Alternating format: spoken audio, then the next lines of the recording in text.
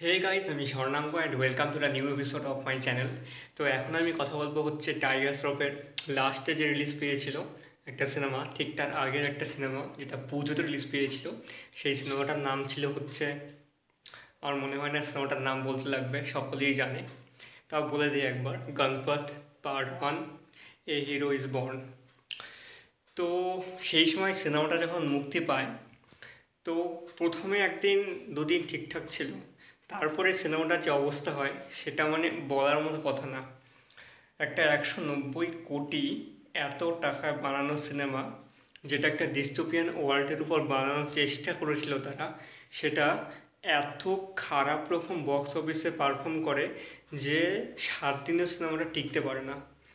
সিনেমাটা 14 কোটি কামায়নি, 13 কোটি সামথিং এত কোটি কামিয়েছে। তারপর গ্রস বক্স অফিস বা নেট, কোনটা জানি না, দুটোর মধ্যে একটা হবে। তো এই ভয়ানক পারফরমেন্স কেন করলো, মানে বক্স অফিস বোম যেটা বলে, বক্স অফিসের মধ্যে যে বিভিন্ন ডিফারেন্স হয় সেগুলোর মধ্যে বক্স অফিস বোম মানে সব থেকে ওর্স্ট যেটা হয় বক্স অফিসে, খারাপ পারফরমেন্সের মধ্যে যে ডিফারেন্স থাকে সেটা হয়েছিল। তো এত খারাপ কেন হলো সেইটাই ভাবছিলাম। সেই ভাবতে ভাবতে আমি ভাবলাম যে বহু লোকজন যখন অপছন্দ করেছে, তো হয়তো যাওয়াটা ঠিক হবে না, টাকাটা বাঁচিয়ে রেখে দিই। পরবর্তীকালে নেটফ্লিক্সে যখন আসবে তখন আমি জানতাম যেটা নেটফ্লিক্সে আসবে, তো তারপরে দেখে নেওয়া যাবে।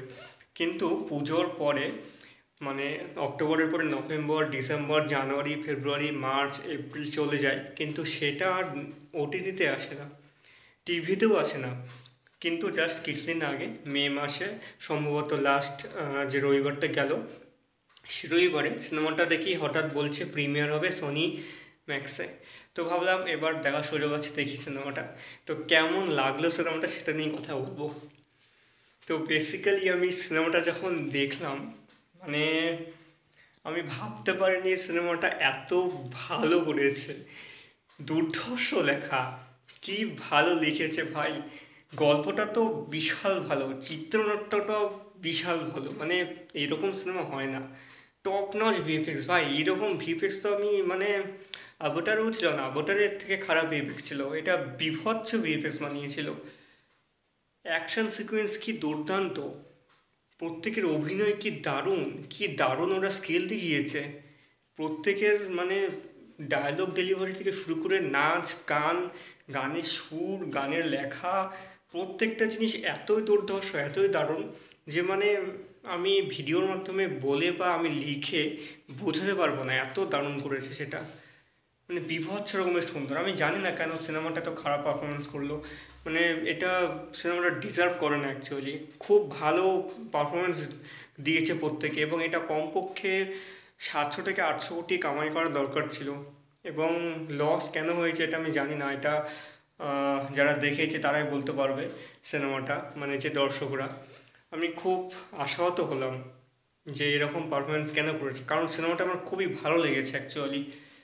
এবং মানে আমি সত্যি বুঝতে বলে বোঝাতে পারছি না, এত সুন্দর লেগেছে আমার সিনেমাটা। মানে আমার মানে হিন্দিতে বলেন যে বলতি বন্ধ হো গিয়া, আমার সেরকম অবস্থা, আমি একদম বাকরুদ্ধ হয়ে গেছি সিনেমাটা দেখার পর।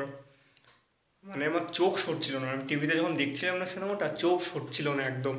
টাইগার শ্রফ কি দারুণ অ্যাকশন সিকোয়েন্স দিয়েছে, কি দারুণ অভিনয় করেছে, তার নাচ, কোথায় ঋত্বিক রোশন, কোথায় গোবিন্দা, তার নাচ দেখে তুমি উড়ে চলে যাবো একদম, তুমি নিজেই নাচতে আরম্ভ করবা। সাইলেন্ট মোড হয়ে যাচ্ছে আমি মাঝে মধ্যে, মানে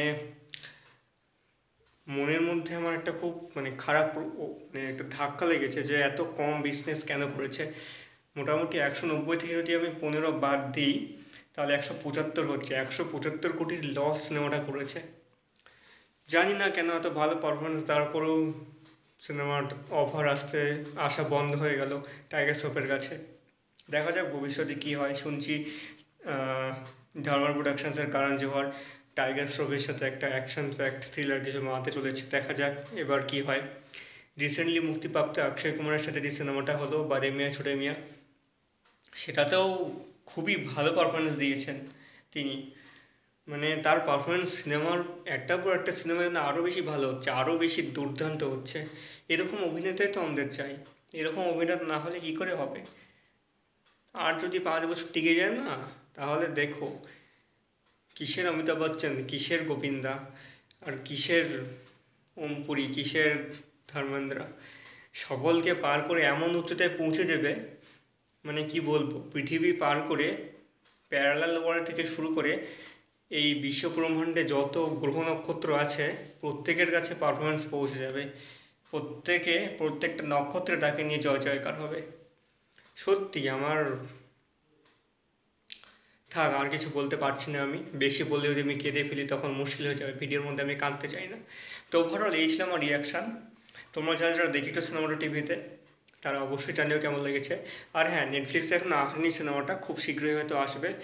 দেখা যাক টিভিতে এরপরে আবার কবে ওটিটি রিলিজ আপডেট, সরি টিভিতে কবে আবার দেয়, তখন আমি আবার আপডেট দিব। তখন সবাই আবার দেখো সিনেমাটা, যারা দেখেছো যাদের ভালো লেগেছে, আর যাদের খারাপ লেগেছে তারা বলতে পারো। খারাপ লাগার কথা না, সিনেমাটা খুব ভালো হয়েছে সিনেমাটা অ্যাকচুয়ালি। ঠিক আছে, আজকের মতো এই পর্যন্ত, দেখা হবে আবার পরের ভিডিওতে।